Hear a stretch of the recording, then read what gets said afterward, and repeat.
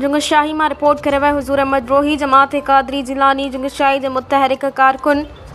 फ़कीर मक़सूद अहमद जोखियो पारां जमात कादरी जिलानी जे चेयरमैन दरगाह नूराई शरीफ़ जे गादी नशीन सैयद पीर ग़ुलाम हक़ानी जिलानी शाह जिलानी ऐं पीपी ज़िले ठटे जे अॻुवाण सैयद पीर ग़ुलाम रहमानी जिलानी शाह जिलानी मेंबर सिंध काउंसिल साहिबज़ादा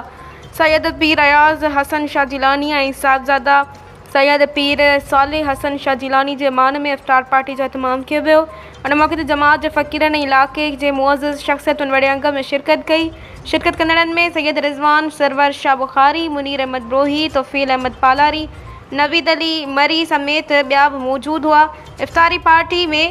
तक़रीब दौरान मुल्क पाकिस्तान जी तरक्की, ख़ुशहाली ऐं इस्तेहकाम लाइ ख़ासि दुआऊं घुरियूं वयूं, जंहिं ते ईरान ऐं फ़लस्तीन जे शहीदनि लाइ पिणु मग़फ़िरत ऐं बुलंद दर्जनि लाइ दुआ कई वई।